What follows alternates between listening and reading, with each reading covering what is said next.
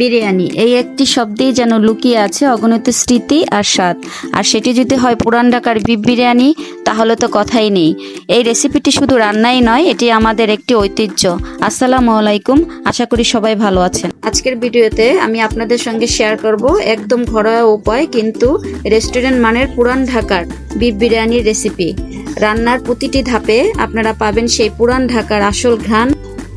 তাই অনুরোধ করব ভিডিওটি পুরোটা মনোযোগ দিয়ে দেখার, এবং যদি আমার ভিডিওটি ভালো লাগে তাহলে আমার চ্যানেলটি সাবস্ক্রাইব এবং শেয়ার করে দিন।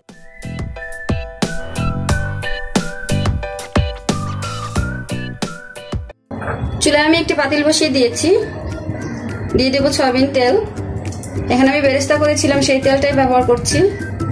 দিয়ে দেবো অল্প কিছু পেঁয়াজ কুচি। পেঁয়াজটা একটু ভেজে নিতে হবে,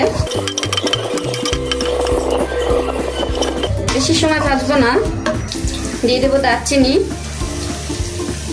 কয়েকটা তেজপাতা, দুটো এলাচ, একটা কালো এলাচ, কয়েকটা লবঙ্গ। একটু ভালো করে ভেজে নেব। দিয়ে দেবো আদা বাটা 1 টেবিল চামচ, রসুন 1 টেবিল চামচ, জিরা 1 টেবিল চামচ।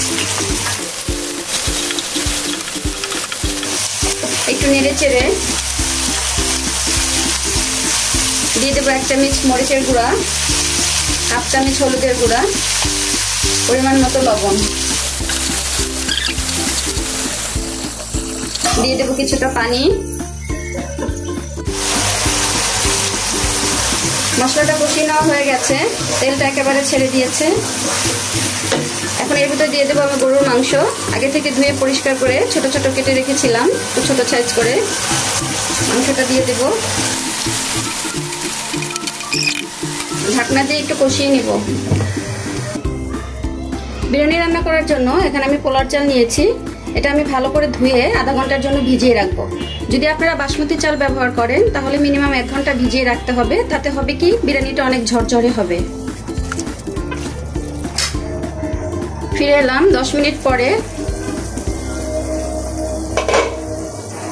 মাংসটা কষিয়ে নেওয়া হয়ে গেছে। দিয়ে দেবো টক দই,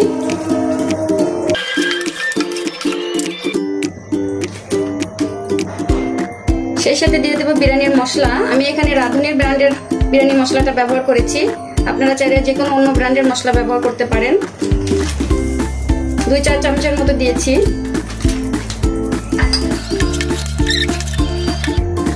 দিয়ে দেবো পানি ভালো করে সেদ্ধ হওয়ার জন্য, হালকা কুসুম গরম পানি।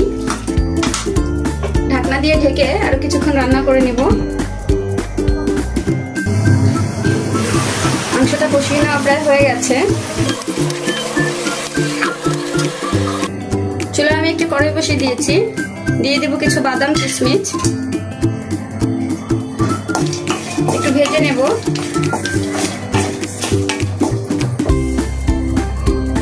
বাদামগুলো ভাজা হয়ে গেছে, এখন উঠিয়ে নেব। ওই একই তেলে আমি দিয়ে দেবো আলু। আলুগুলো একটু ভালো করে ভেজে নিতে হবে। আলুগুলো ভাজা হয়ে গেছে, এখন উঠিয়ে নেব।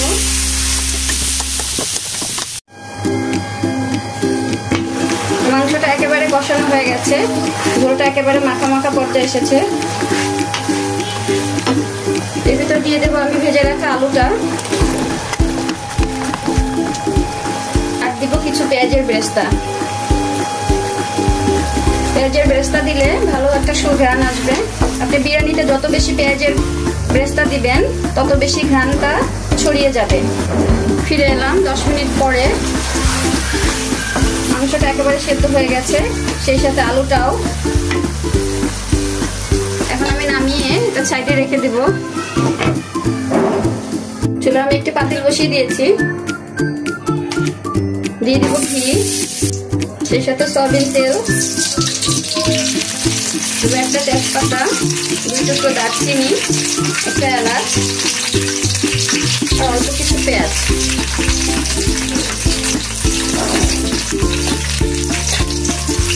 এটা ভেজে নিব। আমি এখানে পেঁয়াজের পরিমাণটা অল্প দিয়েছি, কারণ আমি বিরিয়ানিতে আরও কিছু পেঁয়াজের বেরেস্তা দিব।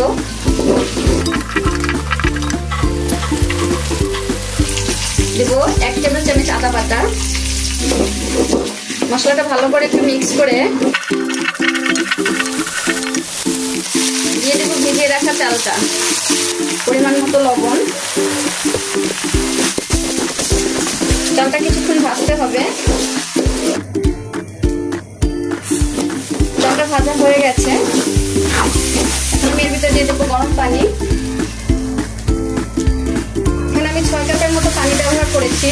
পানিটা আমি একটু কম দিব, কারণ মাংসে আমার কিছুটা ঝোল রয়ে গেছে। দিয়ে দেবো আস্ত কিছু কাঁচামরিচ।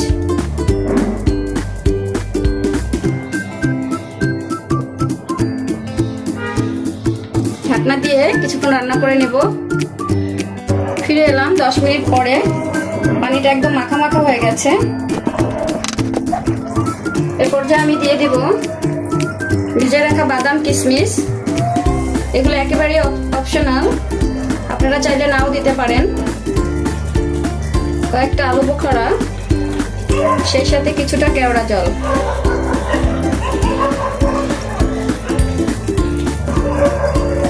দেব কিছু পেঁয়াজের বেরেস্তা, সেই সাথে আমার রান্না করা মাংসটা। ঢাকনা দিয়ে ঢেকে রেখে দেব আরো 10 মিনিট। ফিরে এলাম 10 মিনিট পরে। এখন আমি এটা একটু ভালো করে মিশিয়ে দেব। মিশিয়ে নেওয়া হয়ে গেছে। এখন আমি আরো কিছুক্ষণ ঢাকনা দিয়ে ঢেকে রেখে দিব। এই সময় চুলার আঁচটা একদম মৃদু আছে থাকবে। ফিরে এলাম 5 মিনিট পরে। বিরিয়ানিটা হয়ে গেছে, দেখতেই পাচ্ছেন কতটা পারফেক্ট হয়েছে, একদম ঝরঝরে। সেই সাথে সুন্দর একটা সুঘ্রাণ ছড়িয়ে গেছে আমার পুরো ঘরে। এখন আমি নামিয়ে নেব। বিরিয়ানিটা নামিয়ে পরিবেশন করলাম। দেখতেই পাচ্ছেন কতটা সুন্দর হয়েছে। এটা দেখতে যেমন সুন্দর, খেতেও ঠিক তেমন সুস্বাদু। আজকের এই ভিডিওটি আপনাদের কাছে যদি ভালো লেগে থাকে তাহলে বাসায় একবার হলেও ট্রাই করবেন। আবার দেখা হবে নতুন কোনো ভিডিও নিয়ে। আর আমার চ্যানেলটি যদি ভালো লেগে থাকে তাহলে অবশ্যই আপনারা সাবস্ক্রাইব করবেন। সেই প্রত্যাশায় আল্লাহ হাফেজ।